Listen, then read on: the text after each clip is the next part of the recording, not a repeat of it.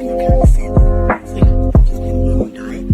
Just move forward and Okay, well, check this out. First of all, you throwing too many big words at me. Okay, now, because I don't understand them, I'm gonna take them as disrespect. Watch your mouth and help me what to say. okay, see, now you found yourself a nigga. You looking for a nigga? Nigga here now, see? My mind is so spectacular. Open up your aperture. You don't like the light that I be shining, bitch. You Dracula. Southern draw vernacular. Flip you like a spatula. Knew that I was built to put this word up on my scapula. I've been on this road so long, my tires bald. I don't wanna text and no, I don't wanna call. Came in this shit running, bitch. I don't know how to crawl. We ain't never folding, I'm holding the highest card. Look, okay, grew up running post routes. Now I'm on the cash route. Better call the plumber, that boy spitting like a bass spout. All these bad women in this club, fuck is you mad about? Word to all my estheticians, boy, I'm about to lash out. Straight from St. John's to the east side, jigging since the knee high. Watch the way I put on for my state, nigga, yeehaw. Respect it, know what we die. Crazy how I made it to the league from the bleach eyes. Boy, my shit hair wrong, black, rich, and bare arms. Smoking on that yogi, this shit stronger than some bare arms. Goku, I'm in rare form, you cannot prepare for him. When I swing, it's like a carnivore, this shit ain't fair for him. Brought intellect back to this rap shit, you niggas need chapstick. Shit been dry for way too long, and I'm the matchstick. You niggas Nickelodeon me, I'm more like Cap Nick. Cap a nigga, throw him in front of me.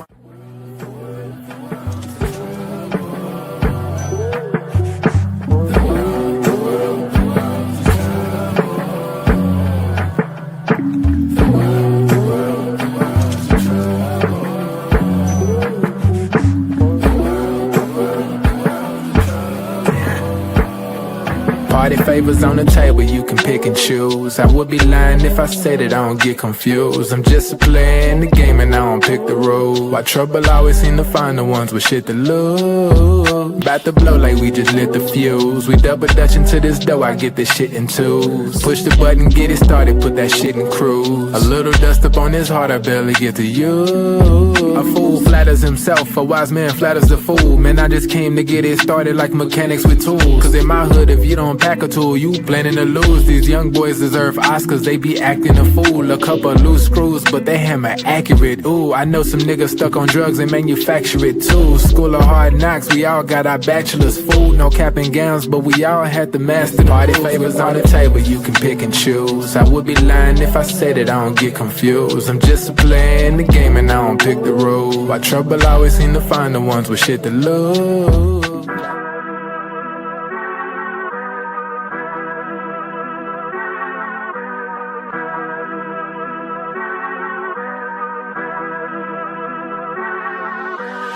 I'm dumb lit, it's about to be a late night. Fresh wax, shawty, show me what it tastes like. Niggas know me in my city like I'm Wayne Wright. Got them looking up to me and we the same height. Ooh, I got it bad, deep in my bag. Foot on the gas, they cannot last. Swimming with the sharks, bitch, that's a great white. Never stopped and we don't even need no brake lights. Say she don't smoke, but she always smoke with me, yeah. Backwards in the air, back up in the ovaries, yeah. All my ops, they stay running like they over easy. Even my masseuse can't just get too close to me, yeah. Shout out to Next, soon as the ink dry, we count out the checks, yeah. I never flex, I bought up a business, you bought up a section. I'm at the top of my class, yeah. Y'all never learned from your lessons. Skywalker gave me the force, yeah. Turn this into an obsession, yeah. I couldn't wait on the team, cooking shit up with just me run play, yeah. Things never are what they seem, but we know the facts, yeah. Charging that shit to the game, but now I pull up with a battery pack, yeah. The bigger they are, the harder they fall, and we can just leave it at that. I'm dumb lit, it's about to be a late night. Fresh wax, shawty, show me what it tastes like. Niggas know me in my city like I'm Wayne Wright. Got them looking up to me and we the same height. Ooh, I got it bad, deep in my bag. Foot on the gas, they cannot last. Swimming with the sharks, bitch, that's a great white. Never stop and we don't even need no brake lights. Big bro, why they call you big bro? Every time we hit the bank, we deposit zip codes. Well connected with the streets like we out in Skid Row. Shams, what is up here? This is a highly unusual and stunning development, Ernie, for one of the league's really great players in the past and someone of his caliber. But Paul George told me today in a statement that this occurrence happened for Paul George with this test that led to a 25-game ban due to an improper medication for mental health related issue, not a physical one. Paul George told me that he takes full responsibility for his actions and, quote, poor decision making. And remember, back in 2020, during the NBA bubble, Paul George was outspoken about mental health that he faced during that time, even in the past few years. But he will now be sidelined through March 25th. He's going to be eligible for the last 10 games of the 76ers season. And in total, guys, this is going to cost Paul George almost $12 million. Shams Charania reporting tonight. We appreciate the information. Thank you, Shams.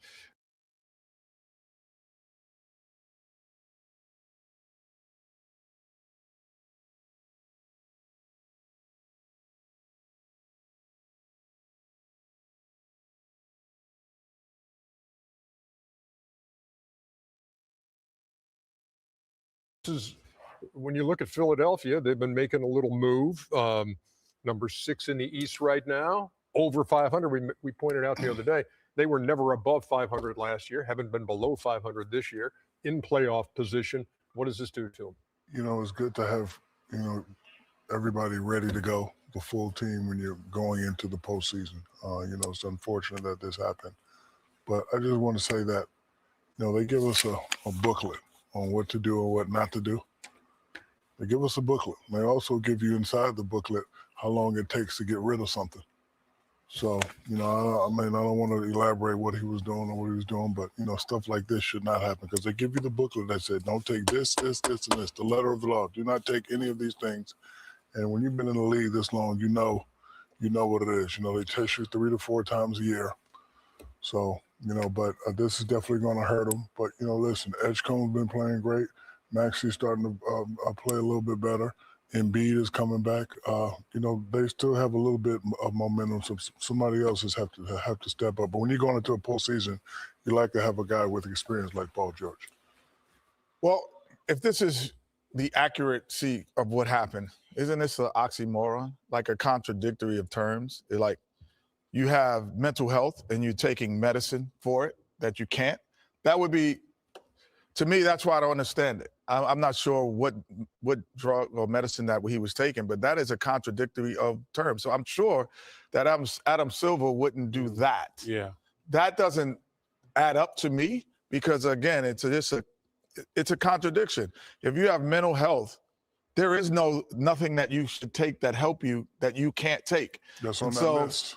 There wouldn't be a list for that. There wouldn't be a list for that. That's what I'm saying. It's not on that list. It couldn't be. Yeah, but even if it's on the list, they would let you take that. They would let you take that for mental health. For mental health. And listen, Kenny, I'm 100% agree with you. It's something fishy going on here.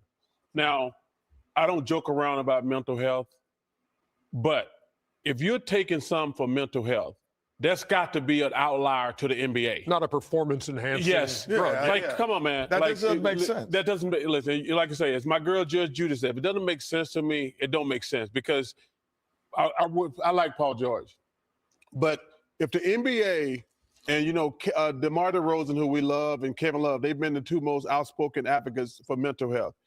But if you're taking some for mental health, even if it's on a list, you should get a hall pass. So this does not sound. Is that the rule, though? I mean, no.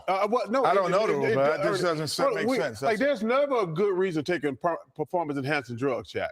But if you're taking a drug for your mental health, you should get a hall pass. And I would put it like this: if you were having a heart attack, and they gave you medicine to stop your heart attack, and then you could play 2 weeks, and that wouldn't stop you from playing. Like, to me, the league wouldn't do that. So there has to be something else that they have to address, or that is coming out because it just doesn't make sense. So we don't need any players suffering from mental health. If they got a pill out there that can help you with that, you should get a hall pass. But this sounds fishy. And again, 25 games for Paul George.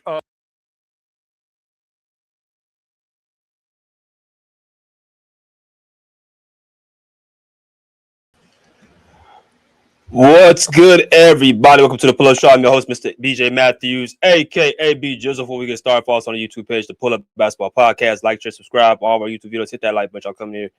Hit that share and subscribe. Hit that Venmo at BJ/MATHEWS/1 is our Venmo. If you guys do not have Venmo, that's perfectly fine. Make sure you guys hit the $ symbol You guys can donate that way as well, right there in the chat box. If you guys like to donate to the show, please do not hesitate to do so. Cash App, Venmo, PayPal is BJ Matthews 23. If you guys don't see it, it's in the right-hand corner. As a matter of fact, let me go and move this logo out the way so y'all can see for yourself the logo. So there it is. All right, Venmo, PayPal, super stickers, super chat. 3 ways to donate to the Pull Up Basketball Podcast at your own discretion. And we have a good one for you guys today. Before we get started, let me go ahead and let the people in to the video, and we're going to get right to it. Deal with it 28 says it's no longer Podcast P. They call him Prescription P these days. Laugh emoji. Appreciate you, Deal with it 28. Miles, the Outcast, Mom says, what's good? BJ, what's good? What's good? Max Vasile, the 7973 says 6-star don't. They're not winning the East. Who's this? His Aaron is 93, 25 games. Dust, question mark, shock.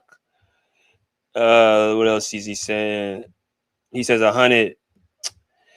And Deal with 28 says smash the like button. Yes, please, please, please smash that like button. Please do not hesitate to not smash that like button. Very important that y'all go in and do that. Excuse me. We got 20 people. We should have over 20 likes. Let's get these likes up. Let's get the algorithms up. Again, if you guys are not donating, please be so kind to at least smash the like button. It is for free. All right. So we have a nightcap for y'all tonight. We have a late night show. And I was kind of on the fence trying to see what I should do as a topic because there's a couple of developing stories I could have done today. The Clippers just beat the hell out the Suns earlier today. And they have a back-to-back tomorrow against the Sixers. I will be at that game. As well as the NBA All-Stars. I was going to talk about that, which I'm pretty sure we'll get into that somehow. So that's going to turn into that conversation. But I thought I should, start with something that was just developing news, the biggest news yesterday. And that is what is going on. What we just seen in the previous part of the video. Paul George has been suspended for 25 games for a non-prescription drug use. All right. So this was dropped yesterday by Shams Charania. He put it on his Twitter. And let me go ahead and pull it up real quick. See if I can get that exact quote. Let me see if I can pull that up. All right. So let's go ahead and just play that video again since, people coming in. Let's go ahead and play that video. Let's see. All right. We're going to play it one more time. All right. Here we go. Shams, what is up here? This is a highly unusual and stunning development, Ernie, for one of the league's really great players in the past and someone of his caliber. But Paul George told me today in a statement that this occurrence happened for Paul George with this test that led to a 25-game ban due to an improper medication for a mental health-related issue, not a physical one. Paul George told me that he takes full responsibility for his actions and, quote, poor decision-making. And remember, back in 2020, during the NBA bubble, Paul George was outspoken about mental health that he faced during that time, even in the past. That was a nice move right there. That was last year. I remember that move right here. Hold on. Let me play that back again.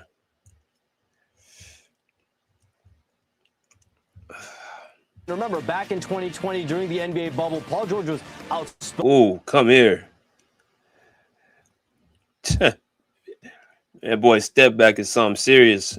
Spoken about mental health that he faced during that time, even in the past few years. But he will now be sidelined through March 25th. He's going to be eligible for the last 10 games of the 76ers season. And in total, guys, this is going to cost Paul George almost $12 million. Shams Charania reporting tonight. We appreciate the information. Thank you, Shams. All right, so that was Shams Charania, NBA insider for the ESPN. Reported this yesterday morning that Paul George will be suspended for 25 games. As a matter of fact, I have the statement right here from Paul George that he's talking about. As you guys can see on the screen, statement from 76ers Paul George to ESPN, which is Shams Charania. He says, I quote, over the past few years, I've discussed the importance of mental health, and in the course of recently seeking treatment for an issue of my own, I made the mistake of taking improper medication.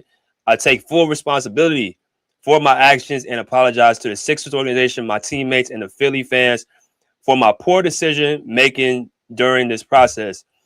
I am focused on using this time to make sure that my mind and body are in the best condition to help the team when I return via Shams Charania. All right. So, like I said, you guys sit back. Y'all enjoy. This is going to be a good one.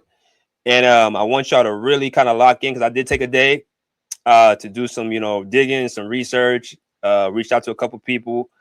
So y'all know what I like to do. I don't like to do everything the same day as everybody else because I listen to so many other people's takes, man. And this is why I choose to take my time because they get on these videos and they make these videos, man. They be just like, they don't have no information. Like, people are looking for information, valuable information, and not just their, clickbait opinion. Now, of course, we're going to talk about opinions, which everybody has the right to have an opinion. But more times than not, if I'm clicking on a video, I want to hear some type of information. I want to hear some type of factual information about what's going on, something I can really put my head to.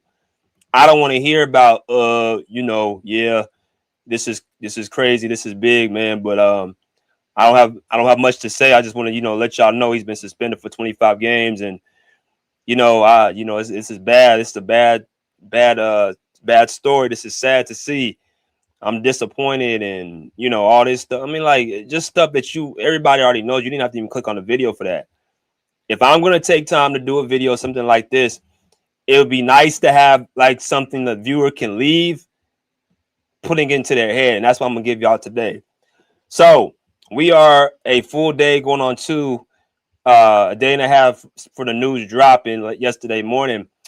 And I had a friend of mine who sent me the text and she actually said, check this out.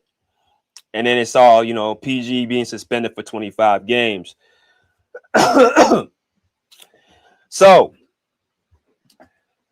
we're going to talk about a number of things. We're going to talk about just, the reaction. Of course, we just read PG's quote. We're going to look at the reaction from his, head coach, some of his teammates, and some other people that I know that's with the Sixers organization. They're beat writers. And then I'm going to go into what I dug and found out some stuff personally behind the scenes. And let's go into, first off, let's talk about, some of the people that's kind of spoke about it. Let's go to head coach Nick Nurse, who has been the head coach for the Philadelphia 76ers for the last 3 seasons. All right. So let me go ahead and let y'all hear what Nick Nurse had to say about Paul George being banned for 25 games. And also, not only that, but also just his tenure with the Sixers. It's about a minute long. So I'm going to let y'all hear what Nick Nurse had to say. How would you describe Paul's tenure thus far? And I'm sorry about that, but it's like one of those things where, he's missed a lot of games because of injury, and now this suspension comes up. I mean, how would you describe his tenure thus far? Well, I think there's been a lot of circumstances that have been really unfortunate. But I also feel like he's played pretty well this year, borderline very well, considering he's played such a critical role for us and kind of slotted in as a like a really good role player on this particular team. I think he's done what we've needed him to do. But I think there's been a lot of unfortunate things, injuries, obviously, the team's whole situation last year, obviously, a couple injuries early this year to coming out of some stuff. So it's been unfortunate, but it's where we are. How would you describe Paul's tenure thus far? So let's switch over to a different video. Shout out to my man Keith Pompey, Sixers beat writer, for that question. Let's go into Nick Nurse speaking on continuously speaking on that same point. So I'm gonna let y'all hear the other part of that interview. So 48 seconds. Here we go. Nick, I guess just kind of initial reaction to Paul's suspension, and I guess how do you kind of replace him now going forward? Yeah, I mean, obviously, disappointed for sure. Answer your second part of your question is those guys that have been playing this year. There's a bunch of them, and then we got to figure out who's going to replace some of the things he does and the positionally and defensively and shots and all that kind of stuff. But I think there's a number of guys there to do it. And that's where we are. And we've been in this kind of next man up mentality for quite a while, and we're going to have to dig in and do it again. Nick, I guess just kind of initial reaction to Paul's suspension, and I guess how do you kind of replace him now going forward? Yeah, I mean, obviously, disappointed for sure. But answer your second part of your question is those guys that have been playing this year. There's a bunch of them, and then we got to figure out who's going to replace some of the things he does and the positionally and defensively and shots and all that kind of stuff. But I think there's a number of guys there to do it. And that's where we are. And we've been in this kind of next man up mentality for quite a while, and we're going to have to dig in and do it again. All right. As y'all come there, make sure y'all hit that like button. As head coach Nick Nurse,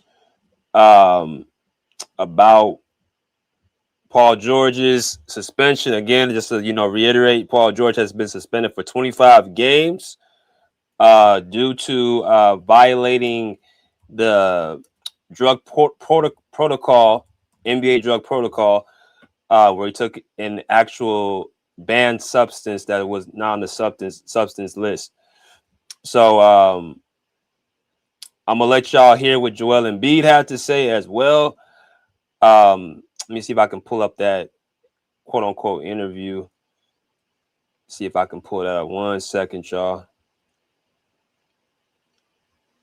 Yeah.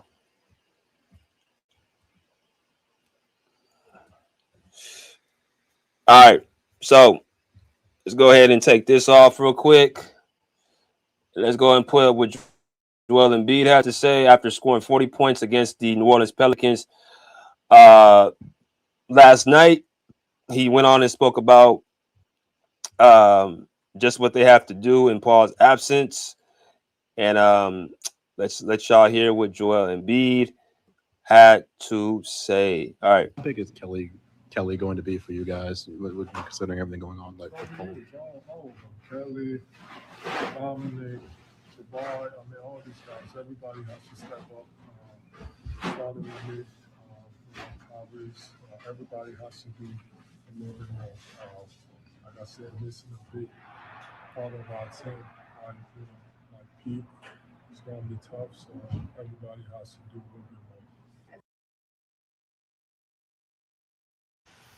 So if y'all had a hard time hearing the audio, I'm just going to let y'all see the quote. Let y'all kind of see it for yourself. Joel Embiid said yesterday, he said to Kai Carlin, who is another Sixer beat writer, a good friend of mine, he said, Joel Embiid on losing Paul George. He said, I know people have mixed feelings about what he brings to the table, but you cannot replace it. All right. Yesterday, Joel Embiid said on losing Paul George, I know people have mixed feelings about what he brings to the table, but you can't replace it. To go a little deeper to what Joel Embiid said, he said what they bring to him defensively, offensively, shot making, shot creation, playmaking. He does pretty much everything for our team, and you can't replace it. And we're going to hold the fort down until he get him back. That's the more descriptive part of Joel Embiid's quote. As y'all come to, make sure y'all smash the like button. We're talking about Paul George being suspended for 25 games. We're going through just his teammates, what they had to say about his suspension. We went to the head coach. Let's look at what Tyrese Maxey had to say. Tyrese Maxey He said Tyrese Maxey after the win spoke on Paul George. He said, first of all, we stand with Paul. We appreciate him. And as a team, we're going to really rally behind and make sure that he's good and gets whatever he needs. Once again, Tyrese Maxey says after the win tonight, spoke on Paul George. He said, first of all, we stand with Paul. We appreciate him as a team. We're going to rally behind and make sure that he's good and get whatever he needs. As y'all come there, smash the like button. We got 28 people. We have over 28 likes. Let's get these likes up, y'all. Let's get these likes up. All right. So,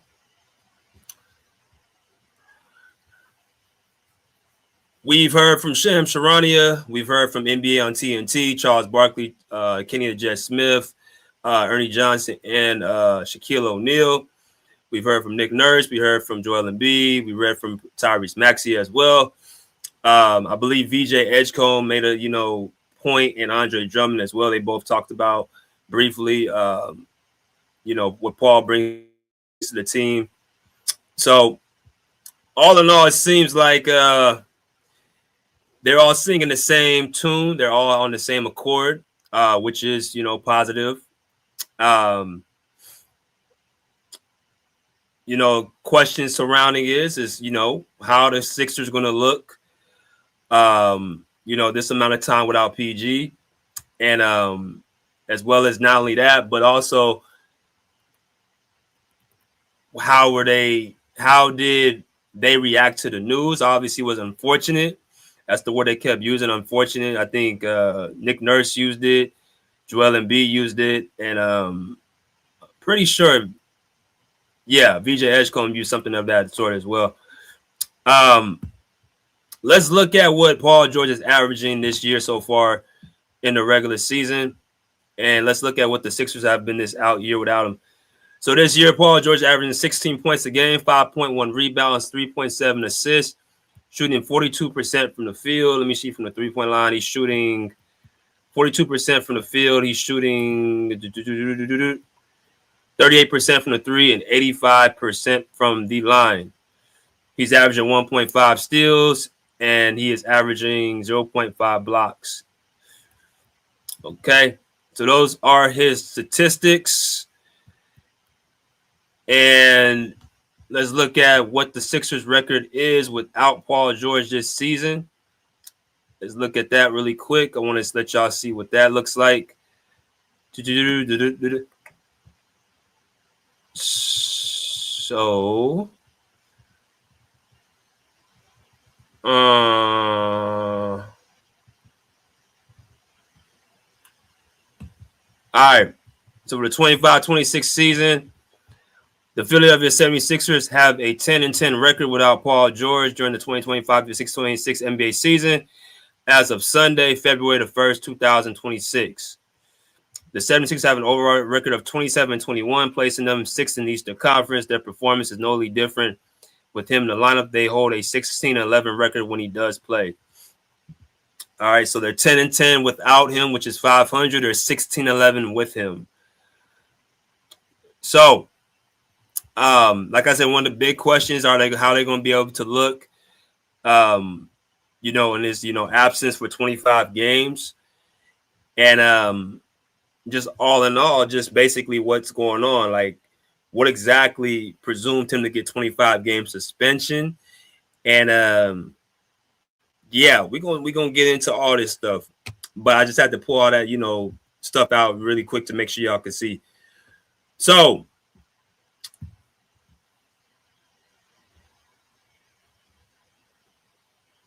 first off, how do we get here? How do we get a 25-game suspension, $11 million law? I think he said $11 or $12 million that he's going to be losing this year, which is a lot of money. We're talking about not 1,200, not 12,000, not even 120,000. We're talking about $12 million. That's 6 zeros, right? That's 6 zeros. That's 7 digits. So you talk, that's 8 digits. I'm sorry, 8 digits. That's 12. So you're losing money, and you are on the, I wouldn't even say the hot seat, but you're out 25 games with a, situation like this. Now, my initial thoughts was, of course, when I saw the word mental health, 'cause I'm looking at his statement. He said, over the past few years, I've discussed the importance of mental health. And in the course of recently seeking treatment for an issue of my own, I made the mistake of taking an improper medication. I take full responsibility for my actions and apologize to the Sixers organization, my teammates, and the Philly fans for my poor decision making during this process. I am focused on using the time to make sure that my mind and body are in the best condition to help with the team when I return via Shams Charania. All right, so smash the like. Like I said, smash. I'm gonna keep saying it. Smash that like.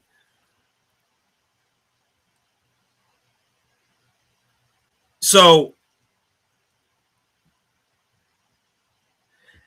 I had noticed a couple things. First off, I noticed right when the news broke, there was already a statement made from PG.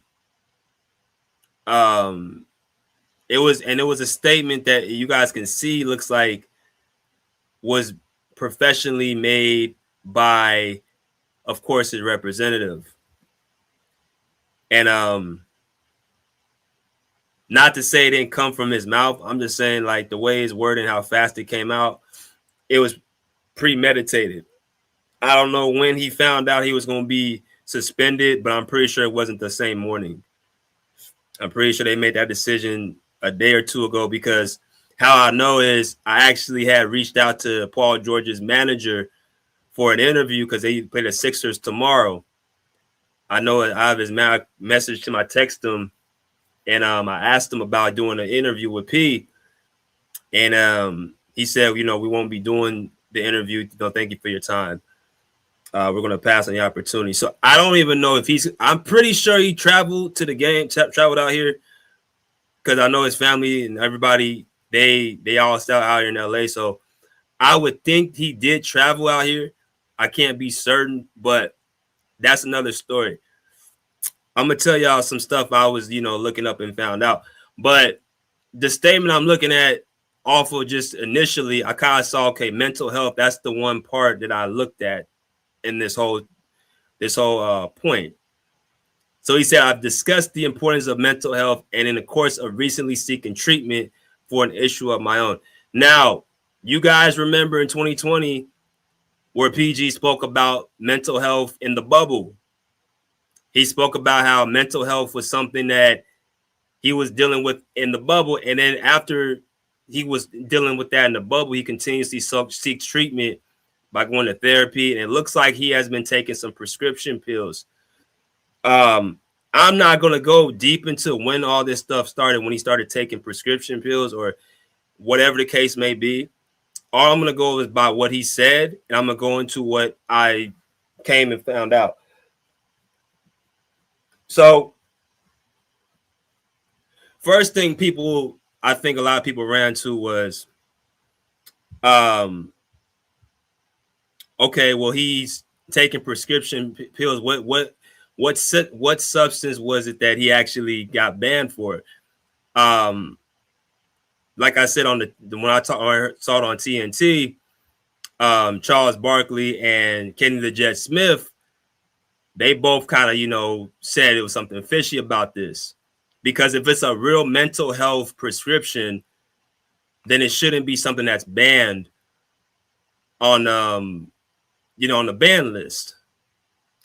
Now,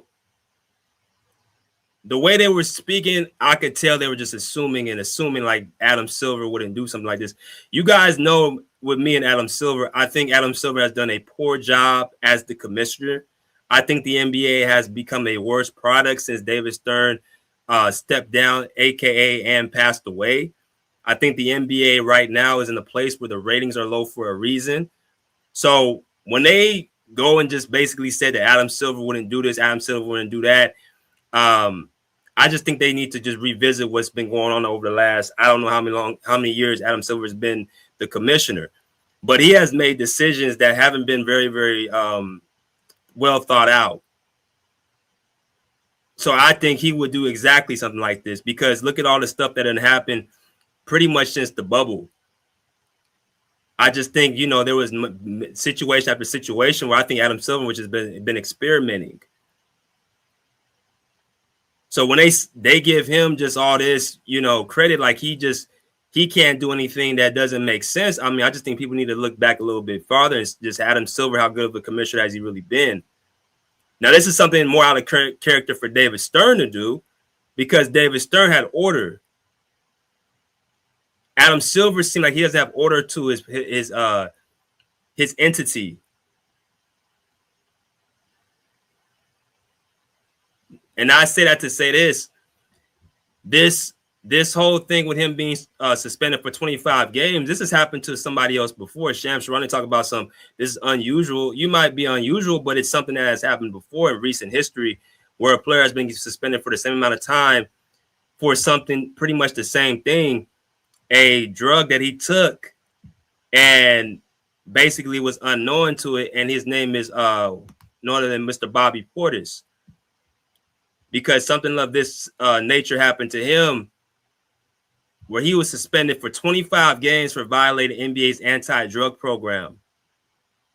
I don't know how much money he lost. I don't know if I think I didn't see it in the article, but he was suspended for 25 games for the same thing. A guy currently still in the NBA.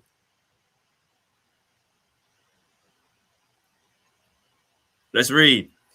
Bucks Bobby Portis suspended 25 games for violating NBA anti-drug program.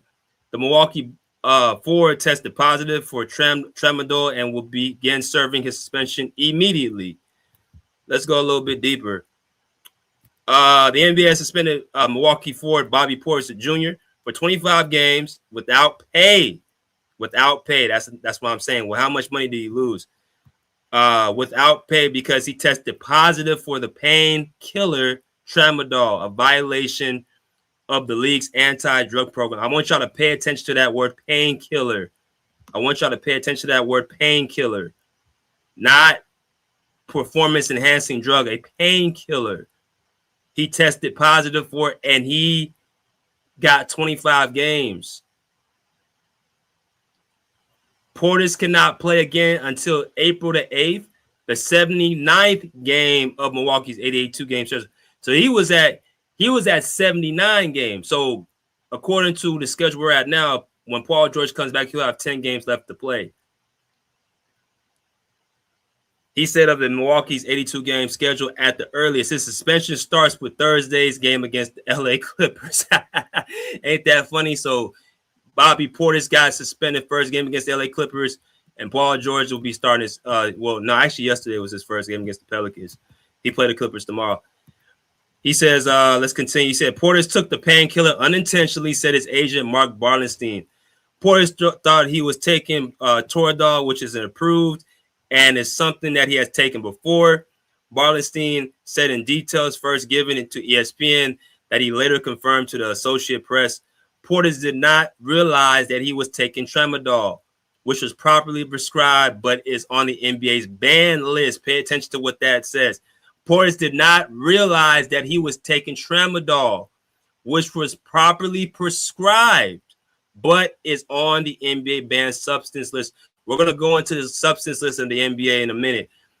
According to the quote from his agent, Barlenstein, he said, I am deeply disappointed the NBA chooses to interpret its policy so strictly and that the policy does not allow for a different result for an honest mistake with pure intentions.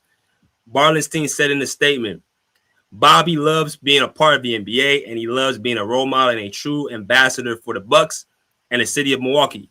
This has been incredibly difficult for him, but he will accept this penalty with grace and turn this to a great opportunity to improve and further build his reputation and performance in every way, both on and off court. Portis is averaging 13 points per game, 13.7 points per game, 8.3 rebounds per game for the Bucks this season, playing mostly off the bench. All right, so smash the like button as y'all come in here. Talking about Paul George being suspended for 25 games as of yesterday. But as y'all just saw, Bobby Portis got the same amount of time. So this ain't like it has never happened before. This just, if I'm not mistaken, this happened. Was this last year? I think it was last year. It was last year, the year before. I think I want to say, yeah, it was either last year or the year before, because I remember. I think it was the same year they won the cup. So it had to be last year. He was out for 25 games. So this is Adam Silver's watch. And the response, it looks like from Bobby Portis's camp, because Bobby Portis didn't even put out a statement. His agent came out and spoke for him. He said, "I'm deeply disappointed that the NBA chooses to interpret its policy so strictly that the policy does not allow for a different result for an honest mistake with pure intention," Barnstein said in the statement. So they voiced their disappointment, because it seems as if this right here that Bobby Portis took was not a performance enhancing drug, which we can kind of, pretty much chalk that up. Because listen, when you talk about steroids, and we're going to get into this in a minute, because I've been hearing this about, Paul George took steroids, and, that's why he's been playing like this and all this stuff, man. I'm like I said, I have talked to real people around him in that Philly organization. Based off what Bobby Portis just said, who was like a painkiller, that he was dealing with some, pain in an 82-game season, which is very normal. Players would take stuff to try to ease what they're dealing with throughout the season.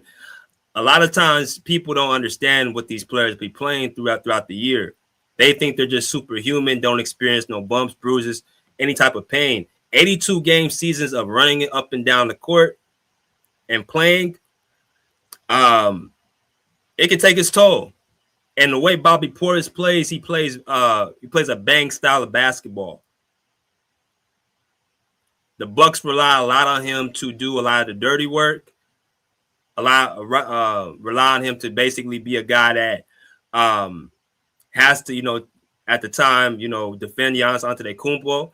So Bobby Portis' job has always been like a blue-collar job. So you don't think he goes home and actually is dealing with the aches and pains throughout the 82-game season. So I won't get into did he know what he was taking or not, but I'm going to just tell y'all these guys ain't super human. So I just had to point that out, because what Bobby Portis described was for pain is Paul George describing it for mental health. Now, I want y'all to read the sentence again. Over the past few years, I've discussed the importance of mental health. I've discussed the importance of mental health. I've discussed the importance of mental health. And in the course of recently seeking treatment for an issue of my own, I made the mistake of taking an improper medication. I take full responsibility for my actions and apologize to the Sixers organization, my teammates, and the Philly fans for my poor decision-making during this process. Now, I want y'all to pay attention to a couple parts. He said, I've discussed the importance of mental health. And when I first seen this statement, I said, okay, this is something dealing with his mental health. This is something where it was a pill he took that was surrounding mental health, and that's why he took it. But then I thought to myself, that don't make no sense. Just like the way Charles Barkley said, if it's a mental health pill, matter of fact, let's look at something real quick. Let's look at something very quick. As y'all come here, smash the like button.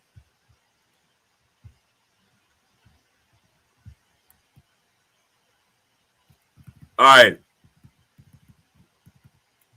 Thank God for AI. So, not the basketball player, but him too. AI overview. It says, I typed in, what is the NBA banned substance list?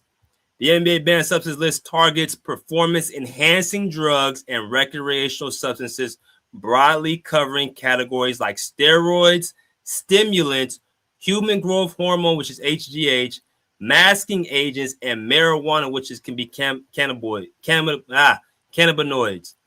Through marijuana rules have relaxed significantly is guided by WADA, but tailored for the league, focusing on health and fair play with violations leading to fines, suspensions, or permanent bans, especially for repeat offenses or serious drugs. All right. So did y'all get that?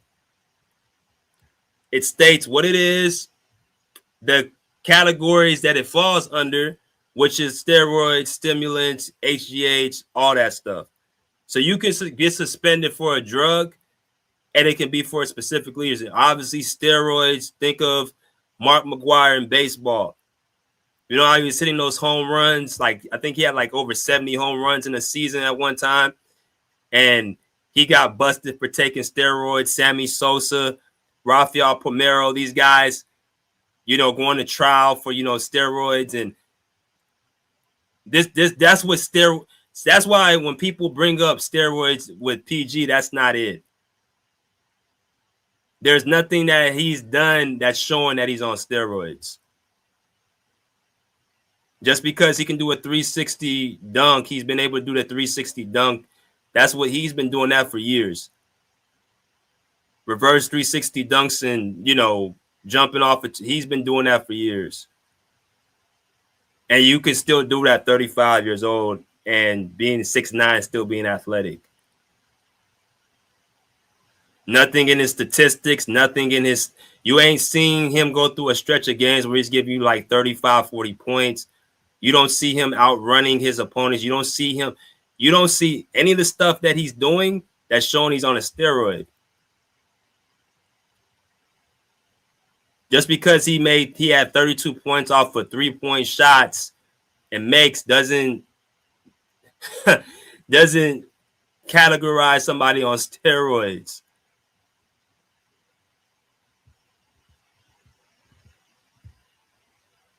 So that's out. You got stimulants, you got HGHs and other things, marijuana, y'all know weed. That's something that's looked at as being on the banned substance list. And they go deeper into what each key categories are, right? Stimulants can be amphetamines and cocaine.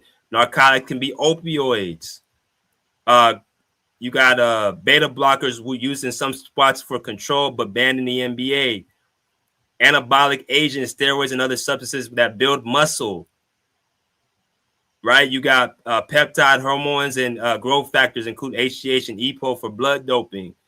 You got beta-2 agonists, which is often for asthma, but banned in large doses. So you see a lot of these things, it gets pretty tricky based on the category that you're in. Why do I say that? Because when I see Bobby Portis talking about he took a painkiller and he didn't specifically know that it can be tested as a positive, that's actually believable, because if you look at the banned substance list and if you don't ask anybody and you just take it, you can't slip up. You're not around your trainer. You're not around your doctor 24/7 at home.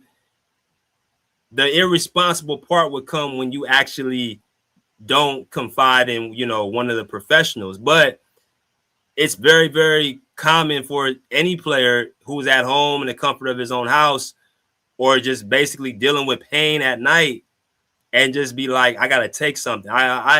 You know, imagine calling somebody on the phone and you have like an intolerable pain in your knee or your calf that you just want to, you know, you just want to grab any type of painkiller to, you know, ease the pain. You're not going to call your doctor on the phone at 2 o'clock in the morning or midnight asking, is this okay to take? And you got to hear, all right, I'll get back to you. No, you dealing with pain. You want to take something right now. You get what I'm saying? I mean, you could just look at that as like as a migraine headache.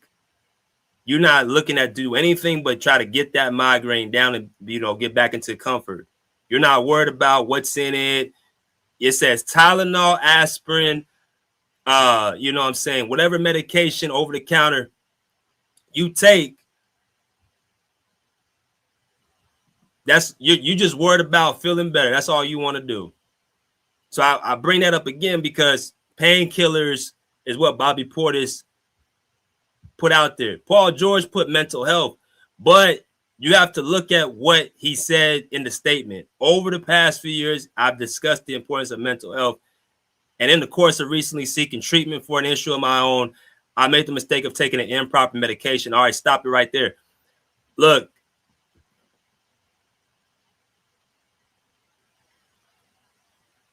the way I looked at it and the way I unpacked it is that when you have steroids, or I wouldn't say that, when you have a drug stigma stuck to you, like this guy took drugs, you know what I'm saying? He did this to get an advantage, or he cheated, whatever. Because people don't take their time to look and research that the NBA bans a number of different things that are not even PEDs. You can be suspended for just simply marijuana. You can be suspended for blood. You can be suspended for a lot of things. And if you don't know the specifics of what you're taking, and you just test positive, which is actually, it's a randomly drug tested around year round. That's another thing people got to remember. They can randomly drug test anybody. Why is that? Because if you know a drug test is coming and you take something illegal, all you have to do is just see, okay, how long is it going to stay into my system? And I'll take it before that. They put dates when they actually are able to drug test a player. There's ways to finesse that. You can't finesse the random drug test, a random blood and urine sample. That's like what they do in boxing. You get what I'm saying? I don't know that. And then when you talk about, well, how many people, who's getting tested, when, BJ, what time? And that's another thing. We don't know that, but that's a very important question. How many times are these other players getting tested for drugs in their system? How often do they get tested? When do they get tested? They say, oh, they don't know when they're going to get tested, but are there, exceptions to there's a lot of variables that you can't really get into too deep, because you're going to find yourself lost in. But what you're going to hear, what you say right here, is that they had a random drug test and Paul George got tested and he got a positive note, or he got it tested positive. So because he doesn't want the stigma of him taking drugs and something that can actually hurt him throughout the rest of the duration of his career, he used mental health to basically say, okay, this is a mental health issue. This isn't. He told Shams this was not a physical issue, it's a mental health issue. But like we seen, what we just saw on the banned substance list, and what Charles Barkley and Kenny Smith said is fishy, because surely for a mental health drug, that wouldn't be something. Well, actually, I take that back. I don't even specifically know what drug he's taking. All I'm saying is it sounds very similar to what Bobby Portis was saying. Look, I have something I needed to get taken. I slipped up and took it, and they just so happened to catch me in a bad act. I don't believe that this was something that was a PED that he took to get some type of advantage, because it shows nothing in his game. He's been playing, quiet as kept, he's been playing well this year. He's been their best defender. He's been able to operate. He's shooting the ball well from the three-point line. He's been one of their better playmakers with Tyrese Maxey. He's just in a role where he's going to have to hold his game back for Maxey and Embiid. But as far as what he's been asked to do, like Nick Nurse said, he's been doing everything they asked him to do. As far as Joel Embiid has said, he has been carrying. He does a little bit of everything for on the team.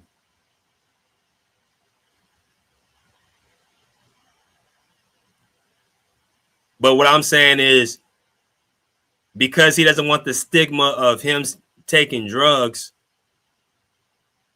he decided to say, okay, this is something towards mental health.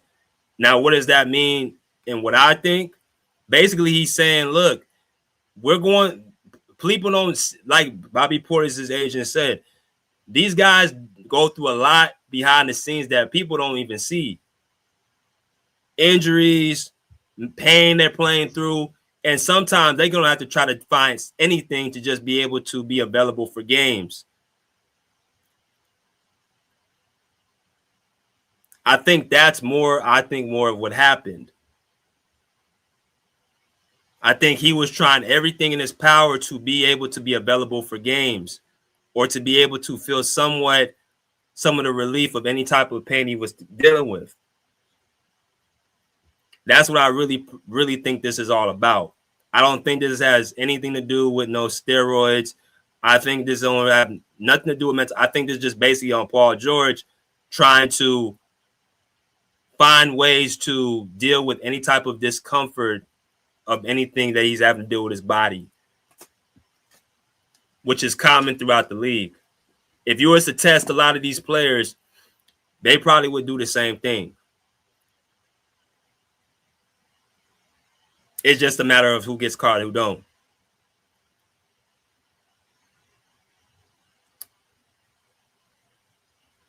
Bobby Portis's what he took, it came out. I'm wondering if they're going to release what Paul George took.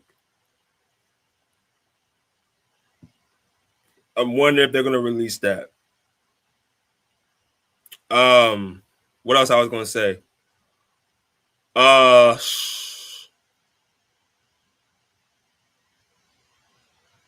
yeah. How do I think Philly's going to do? Well, actually, no. I want to put something else up here too. I ain't finished yet. Hold on, I'm going to put something else up here too. That kind of backs up what I was saying about what basically my theory. So if you guys don't remember this was literally last year, and they asked about Joel Embiid. I remember they asked about Joel Embiid because he was dealing with a lot playing last year. And a reporter asked what Joel Embiid, they asked Paul George, like, what have you done to kind of get through any of your injuries? Like, what advice did you have for Joel Embiid to get over his stuff? Which Joel Embiid is playing amazing right now. That knee looks like kind of similar to before he got hurt against New York. 40-point pieces, jumping out the gym, catching alley-oops, dunks, which is a scary sight. But I would like to know what that doctor did to his knee, because he looked like he's playing like he's a superstar again. But they asked him about it, and Paul George said, drugs help me, when asked about advice to help Embiid. Let's listen. Drugs help me. What the fuck are you talking about? That's what's kind of getting me over the hump.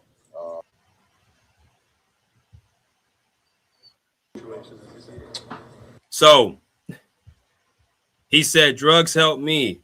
That's what kind of got me over the hump.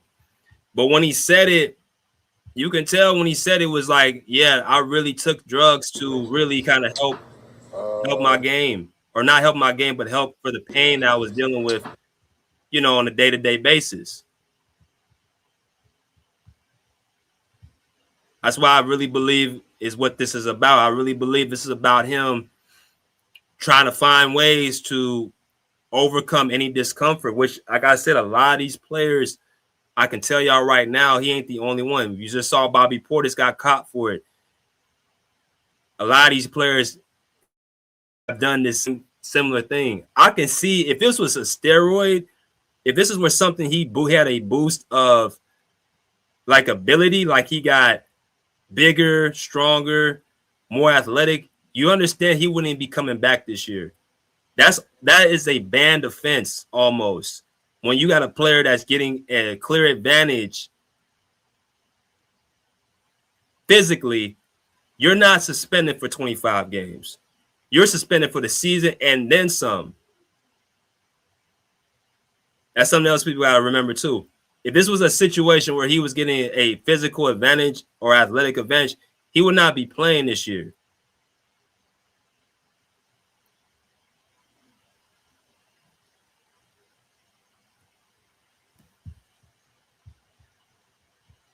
Because you actually, that's pretty dangerous. Like you got a guy who just, you know, say like you on steroids. Sometimes you don't even have to even use 60% of your force to, you know what I'm saying, knock the wind out of somebody.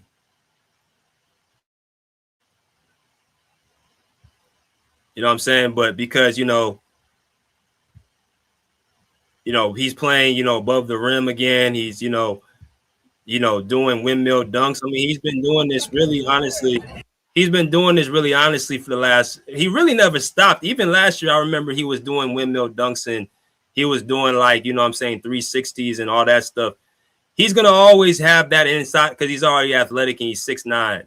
That's not really too hard to believe a person of his size and his build can't do a windmill or do a reverse 360. You guys see Tyrese Maxey being able to get up with a windmill, and he's only 6'2".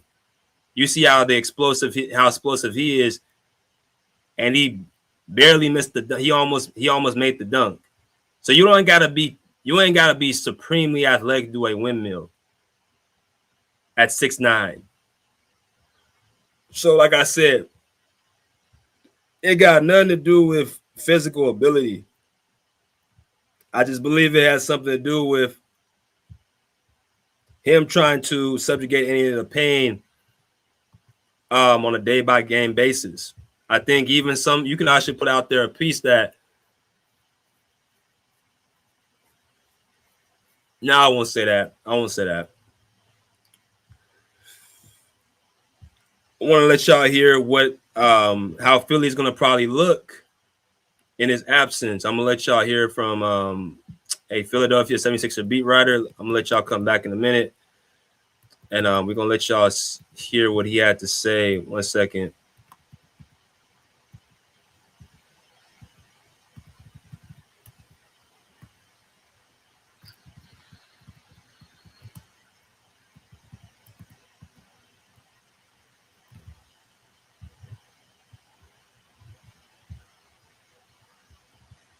I think the on-court ramifications are significant and possibly even major.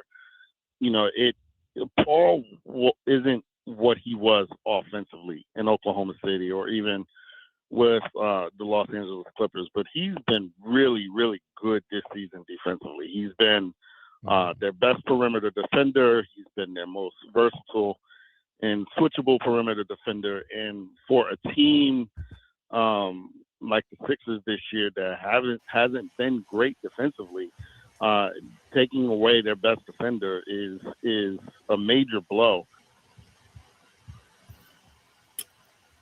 So that was Tony Jones, my boy Tony Jones for the Philadelphia 76ers, speaking on how they're going to fare with his absence. And then we're going to, after we talk about this, I'm going to let people in. So if we look in the Eastern Conference right now, let me go ahead and look at something really quick. Let y'all see something very quickly. Let me go. Gonna let y'all get right back into it. So I'm gonna look at the standings very quickly, and then we're gonna get well, actually, no, not the standings. Well, yeah, actually, I'm tripping. So go ahead and let y'all see this real quick. All right. So full standings right here, the Eastern Conference. So if we look at the standings really quick, the Sixers are 6th in the Eastern Conference, which right there, right outside the play-in. Miami is 3 games below them, or a game and a half below them, followed by Orlando, followed by Chicago, followed by Atlanta, and then the Charlotte Hornets. Judging off of this right here, you can go. It can easily gonna go one or two ways. Either the Sixers are gonna go up or they're gonna go down. With that being said, which one is more likely to happen? Are the Sixers going to be likely more in the top 6 seed, or they're going to be falling into the play-in? I don't expect them at all to be outside the play-in because Charlotte, Milwaukee, Brooklyn, Washington, Indiana are all that bad. So I'm not worried about any of those teams creeping in into the play-in. Well, you know what? No, I take that back. Charlotte, the way they've been playing as lately, they're trying to win games. They're trying to win games, so they're going to fight to get in that play-in. But Milwaukee, Brooklyn, Washington, yeah, they're done. They're not coming in. So I don't see them falling out the play-in. Could they come into a 7th, 8th seed? It's possible, which would mean they will have to win one of the 2 play-in games if they fall into that. Or, which I think is the bigger possibility, they're going to stay in that top 6 seed. If you look at what the Sixers have been without Paul George this year, they're 10-10 without him. They're 16-11 with him. So, which tells me they have a team that's able to win games and lose. So basically, all they got to do to be able to stay in the top 6 is to be able to win at least a little more than half their games. I don't expect Miami, Orlando to win out in all their games. I don't expect Chicago or Atlanta to win out in all their games to the point where they put too much pressure on Philadelphia to have to win a majority of their games. I just think Philly has to be able to win half or a little more than half of their games to stay in that top 6. Cleveland made a trade where they got off of DeAndre Hunter. I don't know what they're doing. They got 4 guards on the same team. They're probably going to be moving off Alonzo Ball come the trade deadline, but they can drop games. The 4 teams I see that's going to probably stay in that top 4, Detroit, New York, Boston, and Toronto, I think they're going to be staying in that top 4. Cleveland, Philly, Miami, they're going to be fighting for that 5th and 6th spot. Orlando, Chicago, Atlanta, and Charlotte are going to be fighting for that 9th and 10th spot. That's my personal prediction.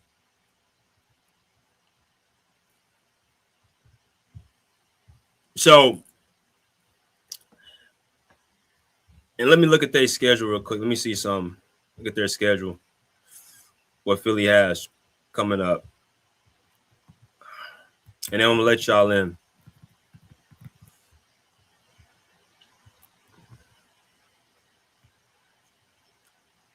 So we got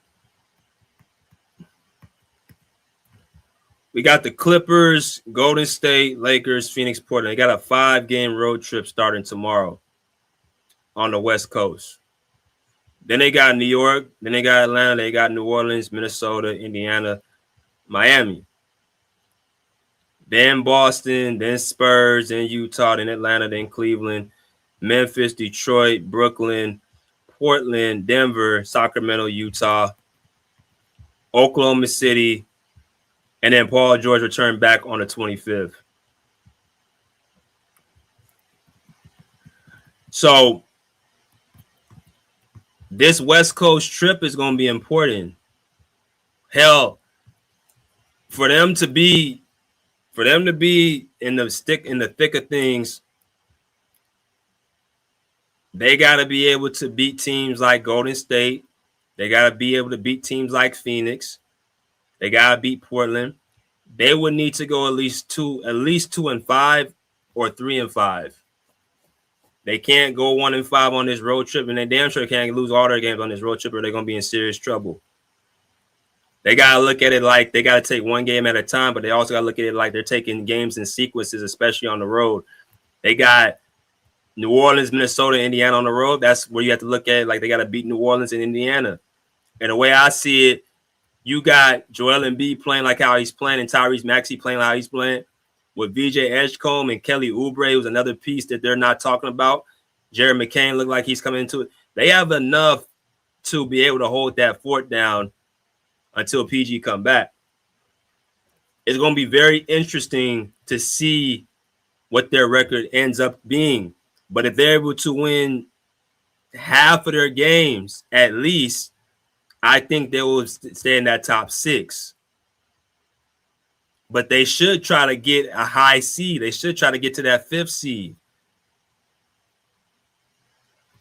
Because the way the East is shaping up, I don't see a team that's looked at as like, okay, they're just a dominant force and they're going to just get a first round victory, you know, and just, you know, it's just what's going to be. I don't see that team in the Eastern Conference. Hell, I don't even see it in the Western Conference. There's not a team really you can look at in the NBA and say like they run, not even OKC. There's nobody in the league that's untouchable. Detroit, New York, Boston, Toronto. None of those teams are untouchable. So it's the East is wide open for anybody to win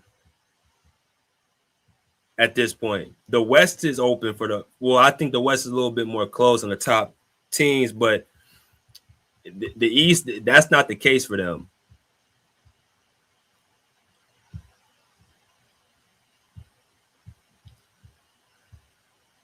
But I'm gonna go ahead and drop the link, and let's share y'all thoughts about this, and give y'all some time to come in here and, you know what I'm saying, chop it up.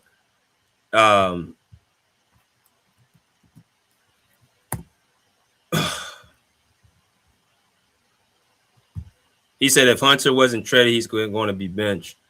Maybe. I can see the Cavs dropping after trading DeAndre Hunter, BJ. I don't know what the Cavs doing. That trade made no sense for the Cavs. The Kings, it made sense. DeAndre Hunter's a good piece over there, but the Cavs, that didn't make no sense. I thought something where I think they're opening a spot for LeBron to come back to Cleveland. That's my theory. I think they're trying to open a spot because they got nobody at that small forward no more. So they might be trying to open a spot for LeBron to come back home.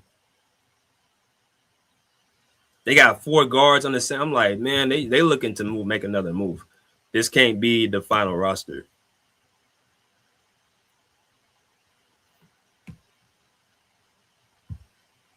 He said Paul George mental could have gone way back since 2014 when he had that awful leg injury and been dealing with it ever since, but never talked about it.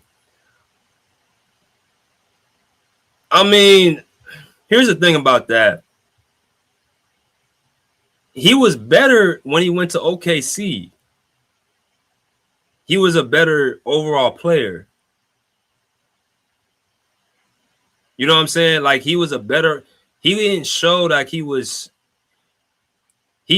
still athletic. He was still dunking on people. I didn't see that. It might have took a year to finally like, okay, it's like, okay, so if you tear up muscle on your body for the first time, you might have a little bit of a mental hurdle, you know, for a previous amount of time. But usually for it to stick for, you know, the duration, you have to have it happen more than once. I don't think that first time he broke his leg, whatever, where he was so mentally messed up, I don't think that was it. I think personally, it was that bubble. And I think when he hyperextended his leg, remember that year with the Suns, he hyperextended it again. I think that's where kind of like the thoughts came out into his head again. I don't think it was. I don't think when he broke his leg. I think he was. I think people make too much of that. Yeah, it looked nasty, but I mean that was over 10 years ago. He's still been able to play like at a high level since then. So I don't think that's it. Salute Pav, he said when I was in high school in the football team, dudes used to use stimulants like Adderall to amp. Yeah, stuff like this, it happens, man. Like people take stuff to come out of the. I don't think it's something mental. I don't think it's a mental issue he's dealing. I think he used that so he wouldn't have the stigma of taking drugs, because when you get that drug stigma on you, or what, because people automatically think what? Steroids. That's what they automatically think, steroids. Mental health is more acceptable than say I'm taking steroids to get an advantage. I don't think that was what it is. Salute, Oaktown. What's good, bro? But I dropped the link for y'all to come in and let y'all come here and cook. Let's see. Did I drop the link?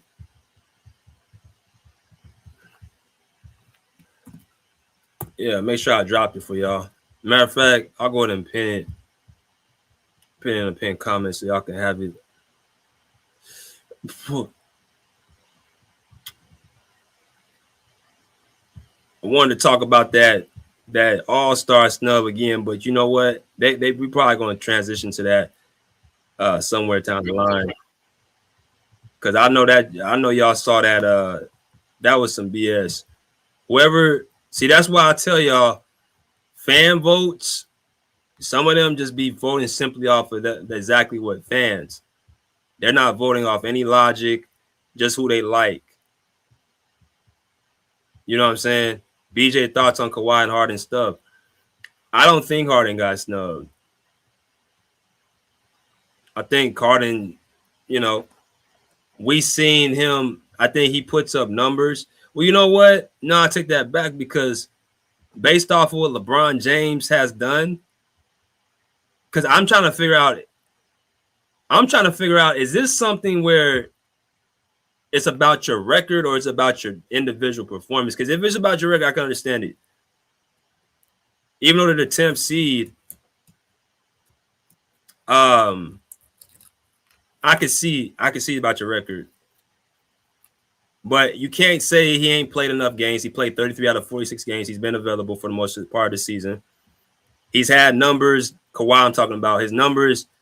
He's leading the league in steals. He's leading the league in free throw percentage. He's leading the league in plus minus. He's averaging 27 points per game, which is his highs of his career. So he has put up production good enough, better than at least 4 or 5 of those guys on that list. Devi Avia, Devin Booker, LeBron James, I think even Kevin Durant. But that's why I'm trying to figure out, what is it? Is this about players, individual numbers, or team? BJ, there's a high chance the Clippers play OKC in the first round. That's gonna be a bad John. I don't want to see that. I still feel some way how they lost to Denver. They cannot beat Denver to say they life, man. I'm sorry. Denver has a psychological hold over the Clippers. They have a psychological hold over this team. They had Aaron Gordon out and Christian Braun. You were supposed to go in there and take that game. But then I see Peyton Watson playing like Jamal Murray with the ball in his hand. That's another thing too. Clippers don't develop their youth. Peyton Watson is a prime example that Denver develops their youth. Peyton Watson, you couldn't catch him dribbling the ball last year. All of a sudden, he can handle the rock and play with the ball in his hands and find guys on passes. He's been working with Jamal Murray. I'm like, this nigga's. I was like, damn, he moving just like Jamal Murray. Clippers run the same offensive sets over and over and over. No, that's why I'm saying I don't want to see Denver. I don't want to see Denver. I don't want to see OKC. I don't know about even the Spurs. There's not a top team, really, honestly, in the top 4 outside of Houston, where I think the Clippers have the upper hand. Not even against Minnesota. And they play some of the worst brand of basketball in the league.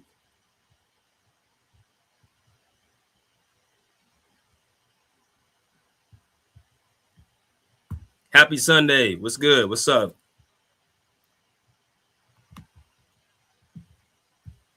I'll see that one. I'll see the Lakers and Clippers. But then you got to beat the Lakers. You got to beat the hell out of them because they already won it where they want LeBron and Luka in past the finals or in the finals. That's their worst nightmare. The Clippers beating them. You think the Clippers could beat the Lakers? Yeah. Yeah. Yeah, I do.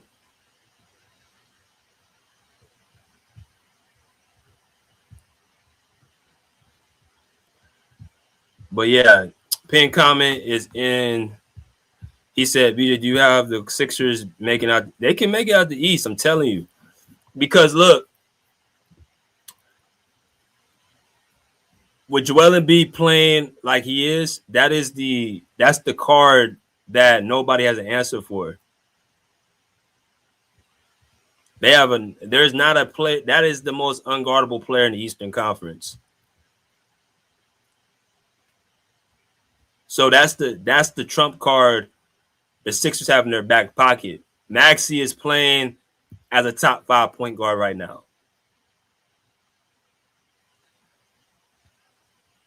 It's just the biggest thing with Philadelphia is they have to lock into their identity. Their playing style, to me, they're going to have to not get comfortable with Maxey and Embiid just being the only people. They cannot play that style of offense and just ice everybody. I've watched games where they ice everybody else out of the offense. Nobody can get a rhythm because Maxey and Embiid are playing 2-on-5 or 2-man game.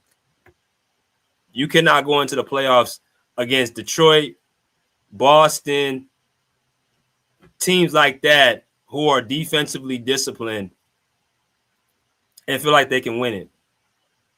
I don't see it. They have a team good enough to win. As a matter of fact, if you look at the East, the two teams to me that have the most complete rosters, I'm talking about scoring, defense, playmaking, all that, wings, guard play, big man play, is Philadelphia and New York. Those are the two complete teams in the East to me. Detroit don't have the offense to match those teams. Boston has the offense, but they don't have the interior play of an Embiid. You got Cleveland, who they have good guard play, very good guard play, but they don't really have size.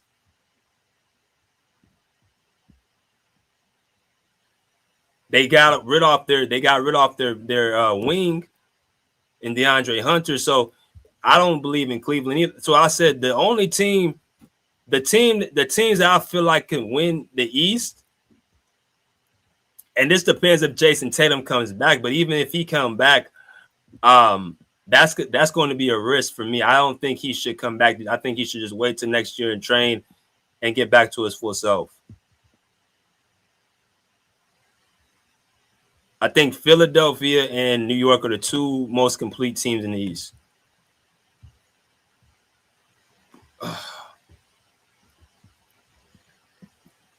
He said Detroit will get exposed in the playoffs. They ain't got a second option. Detroit.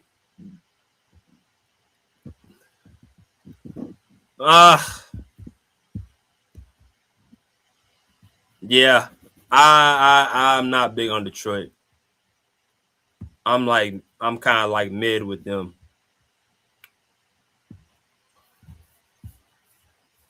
He said BGR best defender on the team. Yep. Him and Edgecombe. And then you got Kelly Oubre. They got some good wings on that team. They have the perfect team to match up with anybody. It's just going to come down to coaching, and it's going to come down to their style of play. That's what it's going to come down to.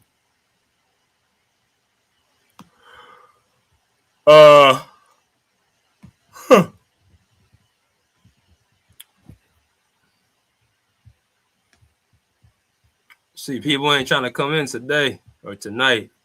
I guess people are sleeping.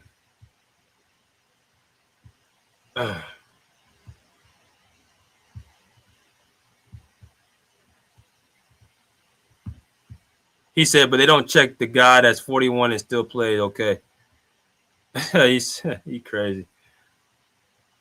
He says, so Kawhi can shut James down and the Clippers beat the Fakers. Yeah, like I said, that's gonna be tough in a 7-game series. And you got, I don't. And that's another thing. I don't trust the Clippers because of their own self either. Their team don't have the coaching to match Denver, OKC, San Antonio. They don't have the coaching. They don't have the coaching. He said, don't sleep on the Raptors. They match up with everybody. I watched the Raptors against the Knicks, man. I'm not sold on the Raptors, man. Nah. I don't think they don't have a number one. Well, I don't even say number one. I just don't think the Raptors, I don't see finals with that team. They kind of like Orlando to me. They got good defense, or at least Orlando of last year. They have good defenders. They have good guard play. They have a bunch of just good guys, B- to C+ players. Scotty Barnes, Brandon Ingram. They got good size, but Philly got good size. Kelly Oubre, Paul George, and they got VJ Edgecombe. Like they got good size. They don't have no big. That's the thing. They don't have no. That's why I keep saying Embiid is the difference maker in the East. There's not a player that does what Embiid can do on the court in the East. That's where the Sixers basically have the advantage around anybody outside of New York, who got Karl Anthony Towns. But even Towns, hell, we saw that the last matchup they played against the Knicks. Towns got in foul trouble against Embiid. I was watching that game. I'm like, Embiid looked like he outmatching Towns. And it's like, yeah, that's why I keep saying Embiid must be feeling pretty good. He must be healthy. And with him healthy, that's a problem throughout the league.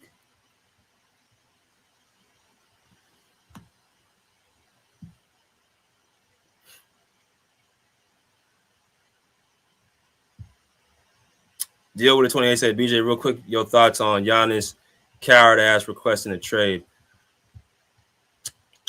I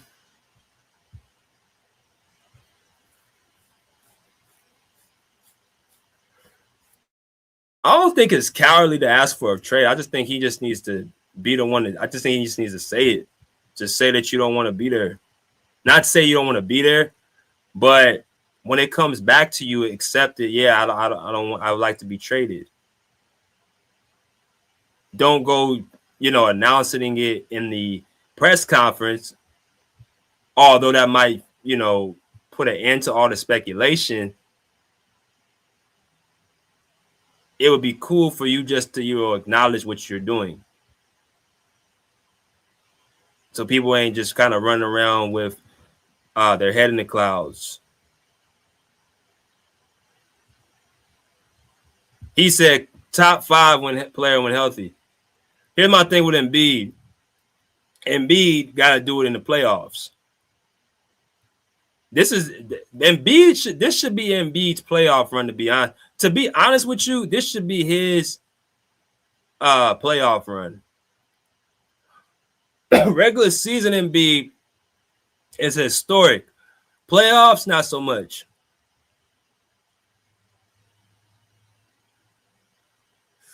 But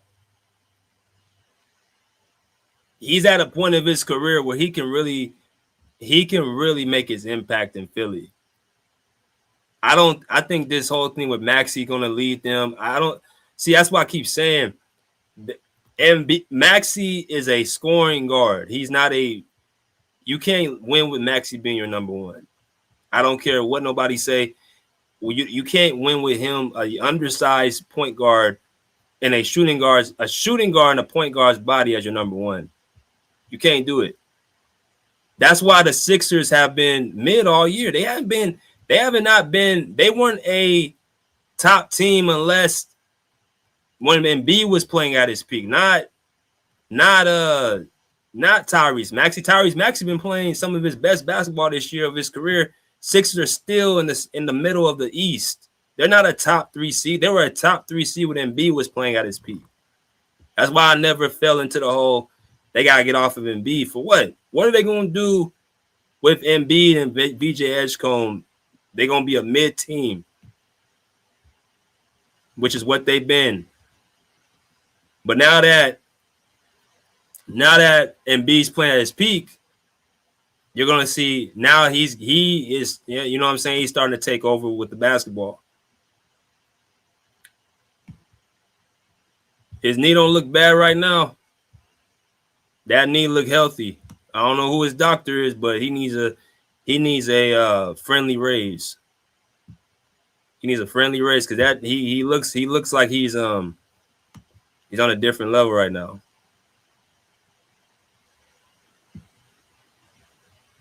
He said now it's time to steal a ring. Ain't no clear diamond team in either conference. Pav, salute.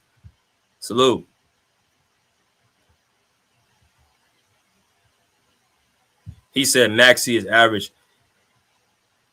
Okay, look, this is what Maxey is. Maxey, Brunson, who else in the East? Donovan Mitchell,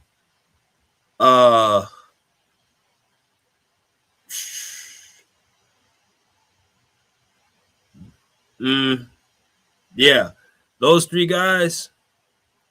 And I haven't put the verdict on Cade Cunningham yet, because but hell, even him last year losing in the first round to New York.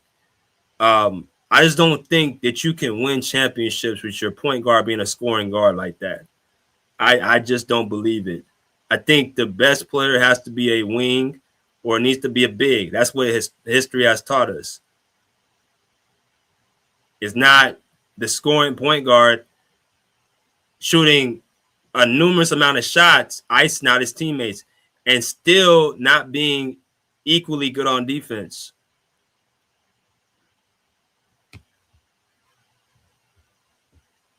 He said, yes, you can do it. Kyrie Irving's a shooting guard and a point guard's body has been done before. Okay, but who was the best player on the team?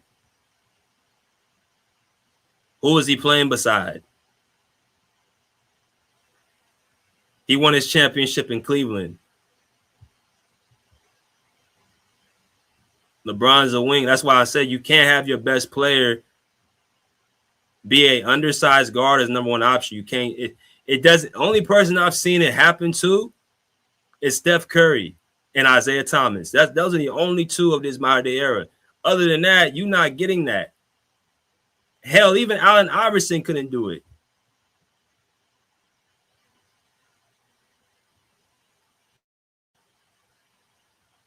That's a tough pill to. If you got a scoring point guard who doesn't play D, is extremely tough. Only people I've seen is Steph Curry and Isaiah Thomas. That's it.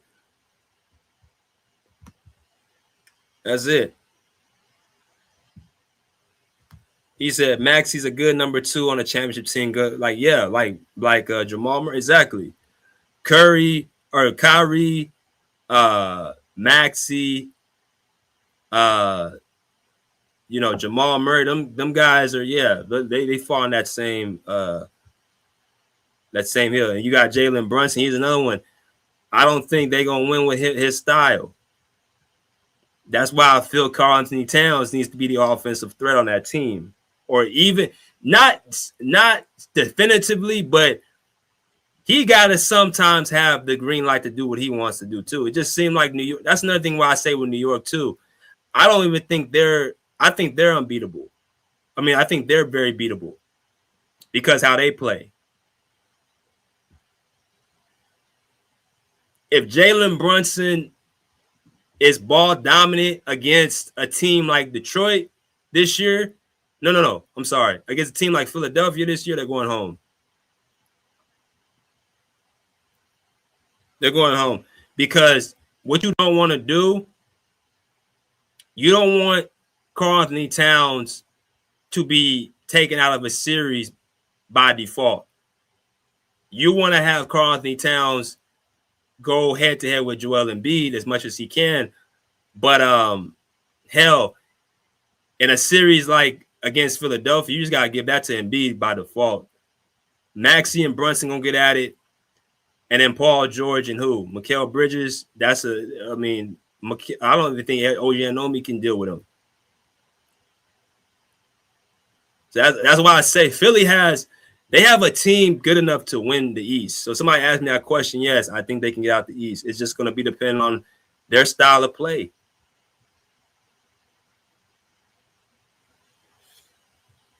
He said Curry would be called for a crap load of violations too back then.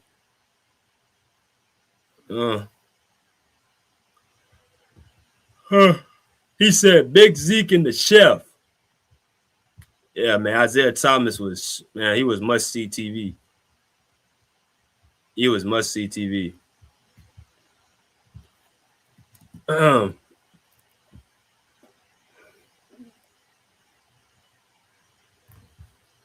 Y'all keep your questions coming. If you guys want to show your love, make sure you guys donate to the Venmo right there.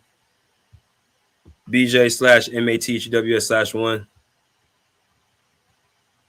He said the Knicks make me anxious when I watch them. Yeah. He said Brunson would need to be a Robin to win in New York. He can be a Robin next to Cat. Karl-Anthony Towns is a damn good basketball player, man. I don't know what people be watching. Karl-Anthony Towns is a damn good basketball player. He's leading the league in rebounds. I don't know if y'all know that right now. I just think personally he got in his feelings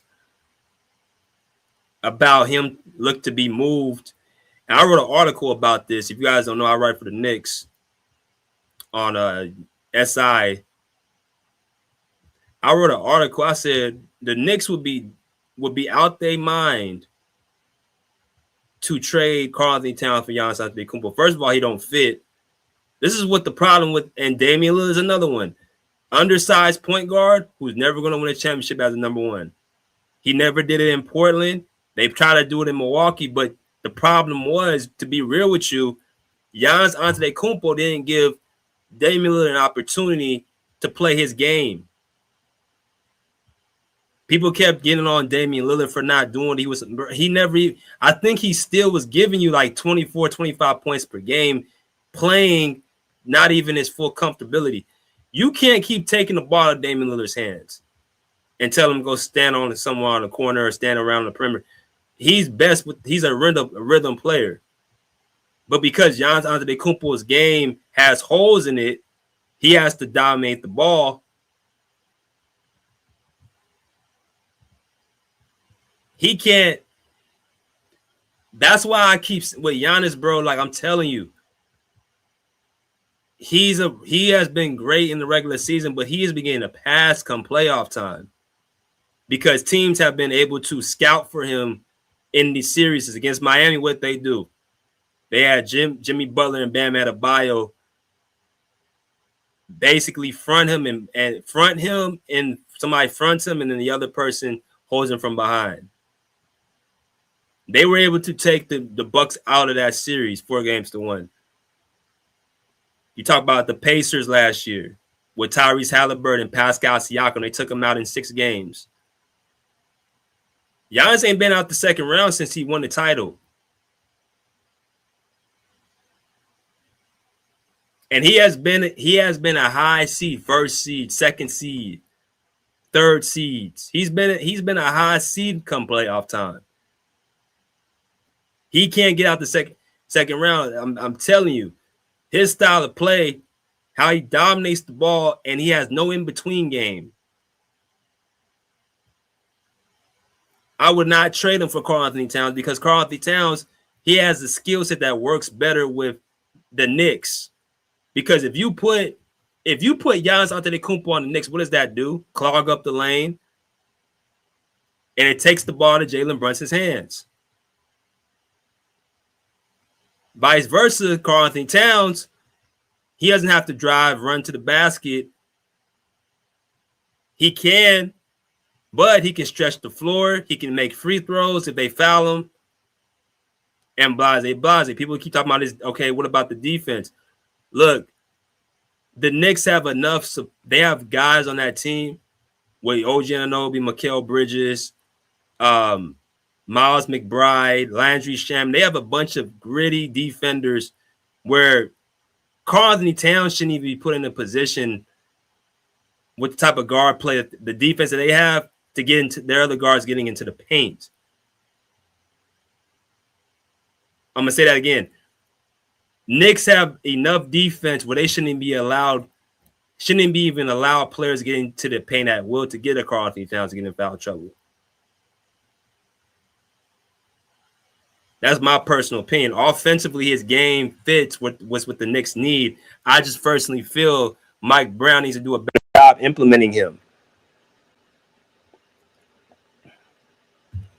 He said Dame wasn't going to do shit in Milwaukee. Well, he couldn't do nothing because, again, he wasn't playing his style of play. Watch when he comes back to Portland. Watch what happens when he gets to Portland. That Portland team, when he comes back with Danny Avia and Jeremy Grant and Caleb Love, them guys, they're going to make sure to give Damian Lillard opportunities to play his game. Milwaukee, he has to have the ball he has to run to the corner. He has to, you know what I'm saying? He has to do all this stuff. You ask for the nigga and then you get him. You don't even let him be who he really is. See, ever since he lost Chris Middleton, ever since Giannis lost Chris Middleton, he lost his best friend. That's what people are not bringing up. People keep going to Drew Holiday. Nah, it wasn't Drew Holiday because Drew Holiday got exposed against Jimmy Butler in 2023. That's why they traded him. See, people don't remember there was a reason why they let go of Drew Holiday. It's because of what Jimmy Butler did to him. They didn't let go of Drew Holiday for no reason. Chris Middleton was the guy before that why Giannis never got back to the finals, never got out the second round when he lost Chris Middleton, when he started getting hurt.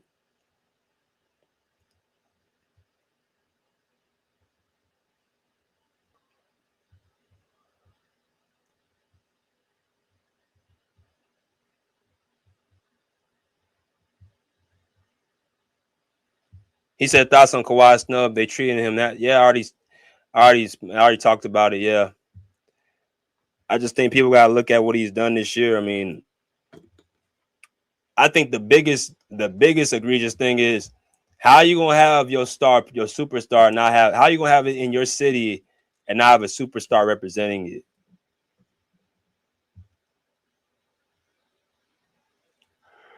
You know what I'm saying? How you gonna have the All-Star game in LA, but not have not one of your stars representing the All-Star game? That's crazy.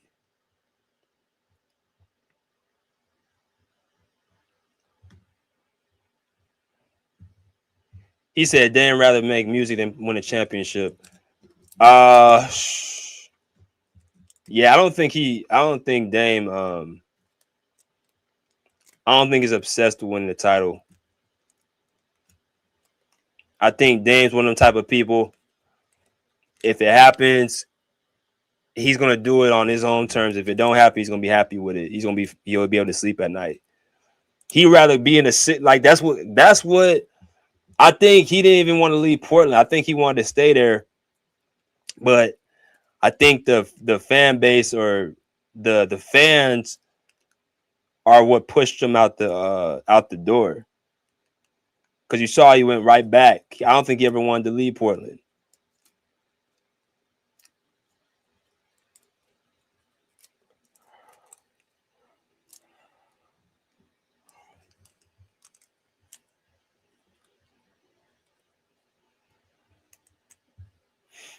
He said, BJ, I don't know if you watch the Rockets like that, but if they get a decent point guard, they so desperately need. Do you think they can make noise in the West? I watch Houston.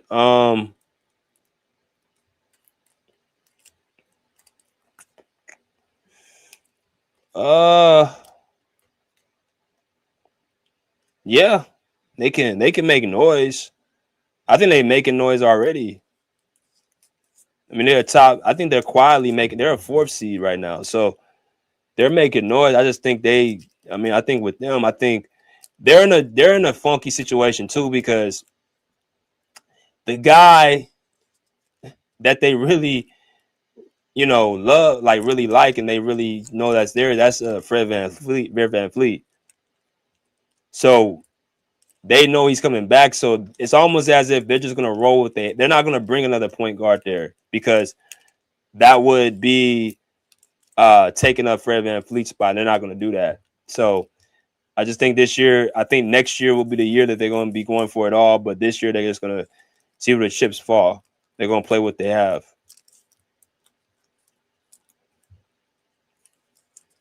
He said, Pastor, what is the hard push to get these old guys rings? Yeah.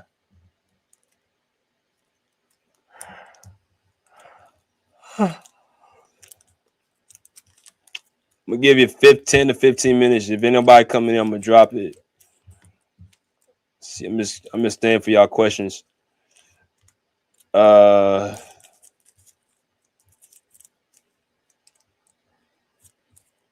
He said no pressure in Portland.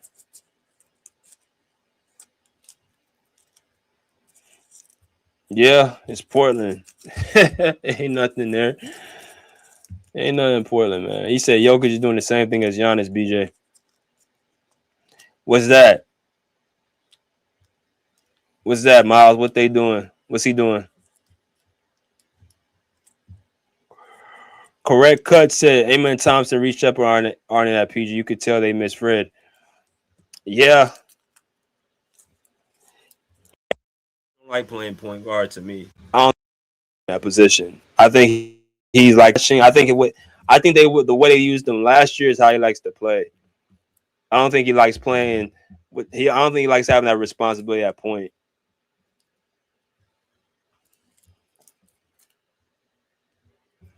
He said what happened with the Knicks, Lakers. Didn't get a chance to watch the game. I thought Luka would drop 50 in MSG. No, they got beat. Yeah. We gonna see what happens with the Lakers this year. Last year they messed up. They should have had last year should have been the year they made some type of run.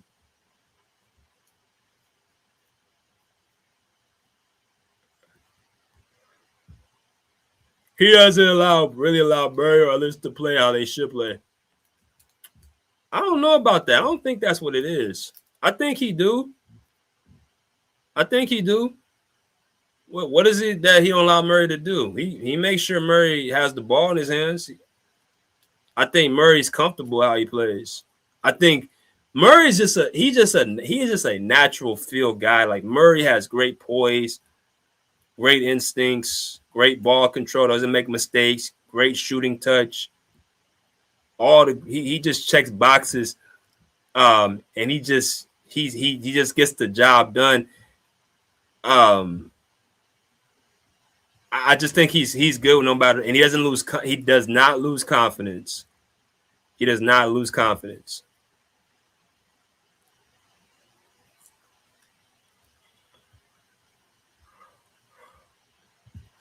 He said T. Will's got a better chance of getting further than the Lakers. Oh well. Yeah, because of Anthony Edwards. That's it. Anthony Edwards, the Wolves should not. It's amazing they went to the conference finals too. That just shows how great Anthony Edwards is. That just shows how great he is. He is beating teams off with sure will, grit, skill. That's how he's beating teams.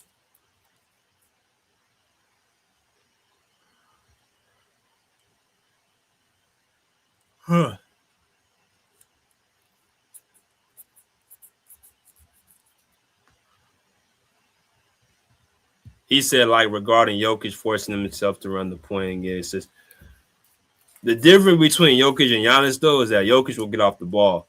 He might bring the ball up and dribble the ball up 2-3 times, but he will advance the ball. Giannis don't advance shit. All Giannis does is just dribble the ball up the court from baseline to baseline. He'll stop, he'll dribble, he'll hand the ball off. I'm like, Jokic ain't wasting all that. He's going to get the ball out of his hands if he sees some. Basically, what I'm saying, if somebody's open, Jokic gonna get them the ball. He's gonna get them the ball. He's not gonna waste time dribbling. He's not gonna waste time holding the ball. I see Jokic get the ball out of his hands.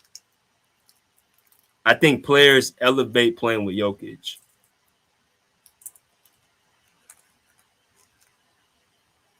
I think players elevate their games offensively with Jokic.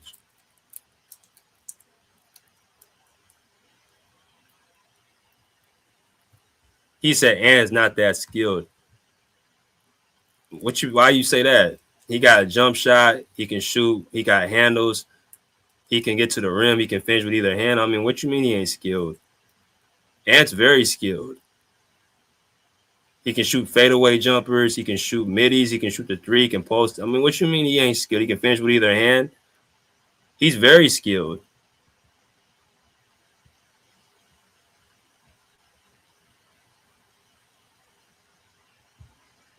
He said, BJ, where should Ja Morant go if the Grizzlies are still trying to trade him? I don't know. I don't know where Ja Morant could fit.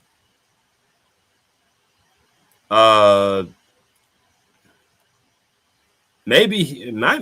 Well, if they didn't have Fred VanVleet, they're not going to trade Fred VanVleet though.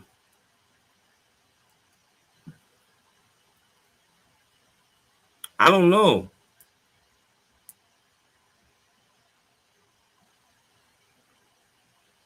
I don't know.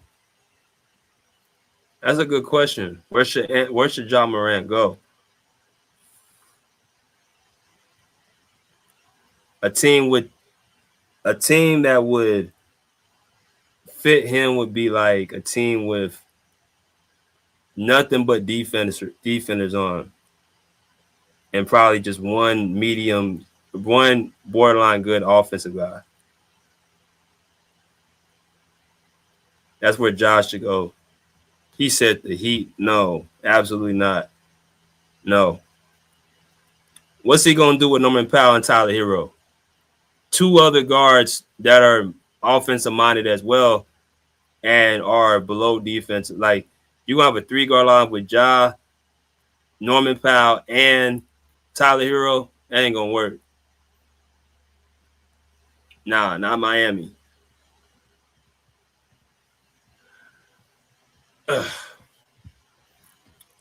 What's good? Oh, what up, cuz? He said, Aaron Guy's skills and mentality is questionable. Yeah, that's the only thing that's questionable is his mentality. And I'm talking about his IQ, not his will, his IQ. Yeah.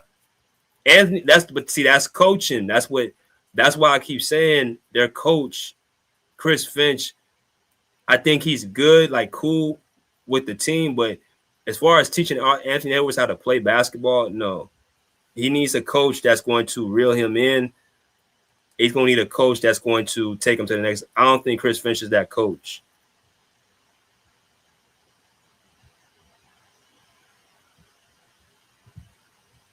He said, what's your questions on loyalty, like players staying with the team? Because when Giannis at this point, he's blowing minds being undecided. I don't have an issue with players leaving teams. I don't have an issue with that. We're in an age where before, like the 2000s, more times than not, players would stay with their teams. But they're in a different age now. They're not. This isn't the. We're in a different age. This is not the 2000s and 90s and 80s where stars stay with one team for 15, 20 years, 10, 15, 20 years. These guys are moving around. My only thing is, when you finish your contract up, you have every right to go where you want to go. I don't mind you leaving because these organizations, they trade players all the time. So I don't care if players get up and leave. As long as you finish your contract, and sometimes even that, sometimes there's exceptions to that. But if you finish your contract, it's no, I mean, shit, you finished you filled your obligation. Shit, it's like a job. You finished your, job. You have a, choice if you want to come back. It's respectable if you finish it off. Then you can have to write what you mean. What am I standing for? I don't have to resign here. If I'm trying to win or if I'm trying to get a bigger deal, like money wise, I have a right to get up and leave. Shoot. But you gonna tell me I gotta stay here because I'm running from the grind or I'm doing something I ain't supposed to? Nah, nigga, I do whatever. I'm leaving.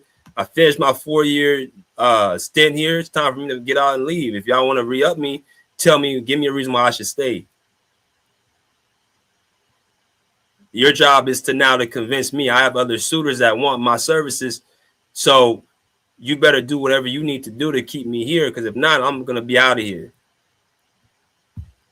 He said, my oil cousin said on a video last year, French is a problem. He really runs no offense. It says they're not fluid at all on the court. That's just what I be seeing from them. Yeah. Their offense is some of the worst offense. Like I said, I am shocked that the Timberwolves were there able to get to the back-to-back conference finals.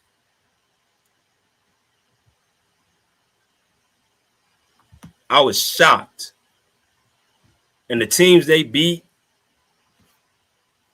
Denver, Phoenix, Lakers, they beating teams that are supposed to be going to the finals and conference finals. That's Anthony Edwards is putting out guys who are quote-unquote legends.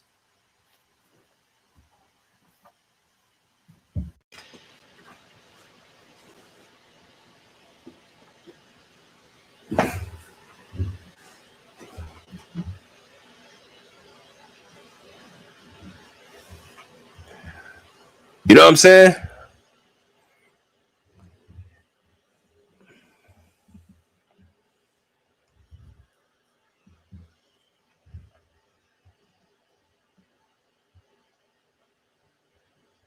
He said pull up getting after year 7. Nigga, I'm getting after as long as I have a deal.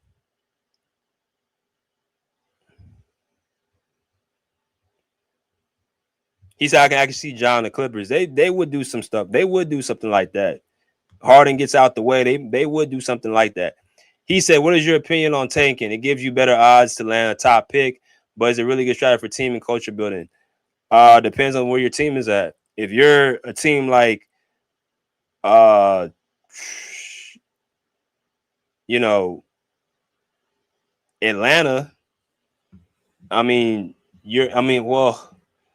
I want to say that New Orleans, ain't nothing to really build. I mean, is it good culture that they got Zion not focused, year after year? Is that good culture? Sometimes it's simply just off of, it's about the business aspect. Okay, the team ain't good on the court, so it's only a handful of teams that have a legit chance to win a championship. You know what I'm saying? It's only a handful of teams. So if you're not competitive to win a title, you might as well find other ways to make the season doable or durable. Whether it's generating more revenue, whether it's to get in a draft pick and tanking, whatever you got to do to put your team and your city back in relevancy.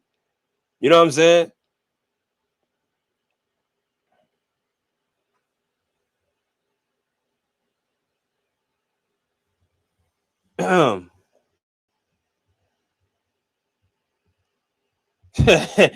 He said, my city, the Pels, need to tank the next 4 years. Yeah.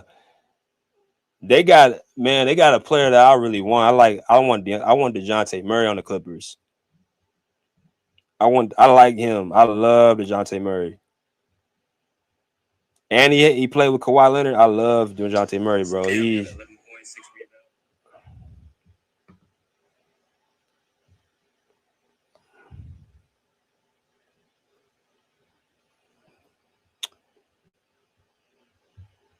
Let's see. All right, y'all, I got a few more minutes. I'm gonna hang it up. He said, appreciate you. This feels like after school hours. Another question. Will you be at the All-Star game this weekend? Yes, I will. I will be there. I cannot wait. I'll be dropping a video. I'm in for a treat. I'm gonna make sure I give a full video for y'all. I'm gonna have showing the All-Star, like the behind the scenes stuff. So I'm gonna have that for y'all come All-Star weekend.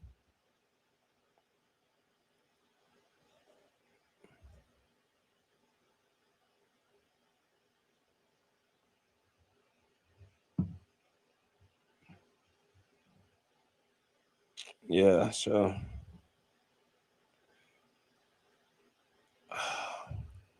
he said, why what?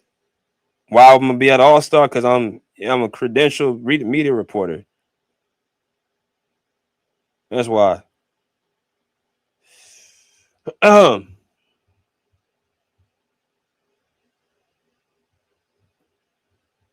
He said, why support this bum ass All-Star travel? Well, because I'm in LA, so I'm not traveling far. It's a good experience and you get a lot of connections. All-Star game is like the Super Bowl of NBA.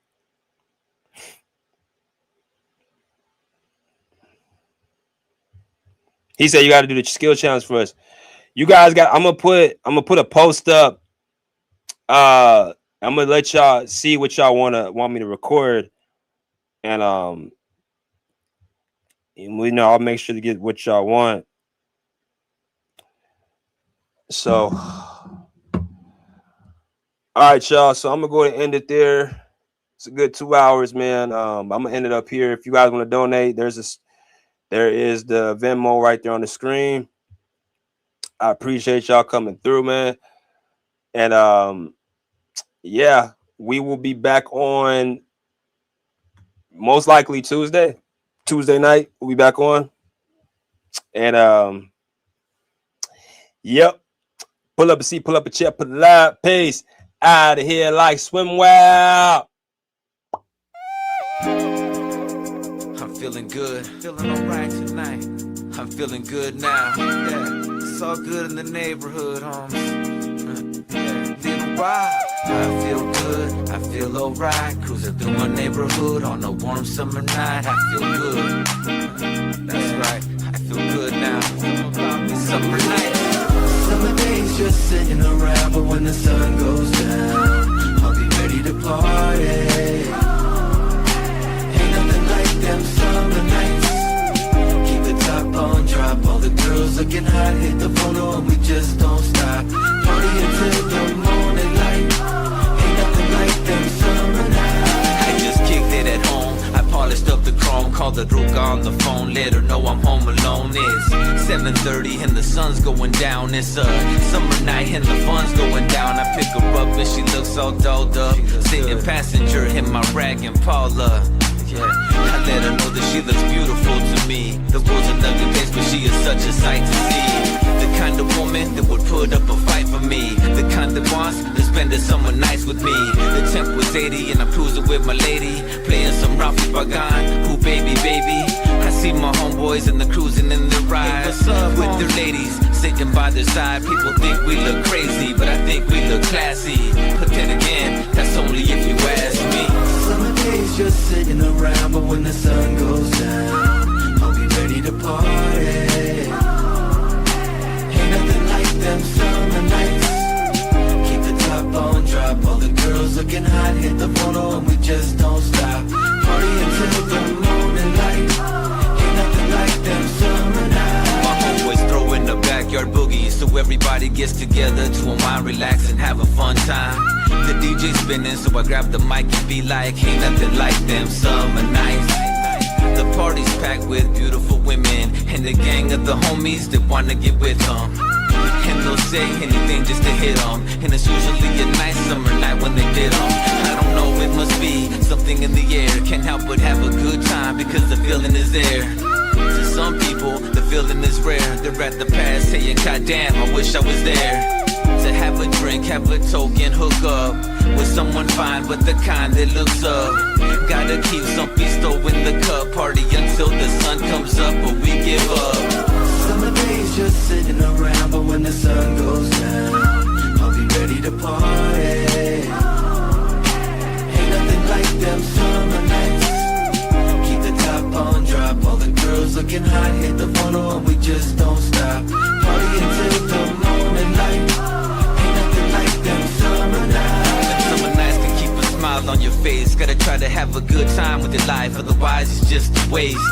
Either way, I'm gonna party just in case. Like Prince party like it was 99 and 87, 88. I couldn't ask for no better weather. I'm right next to the Pacific, to be specific. The candy paint job glows under the moonlight as I close out my summer night and say goodnight. It's time to put the top up and park it. Drop it, unplug the ground, roll up the windows and lock it. Rocking the pad and fall into bed as she lays on my chest to rest her sleepy head. And we do this all night long, from dusk till dawn. But it's not quite the same when summer nights are gone. But even when they're gone, it won't be long. 8 more months and once again it's on. Summer days just sitting around, but when the sun goes down, I'll be ready to party. Ain't nothing like them summer nights. Keep the top on drop, all the girls looking hot, hit the photo and we just don't stop.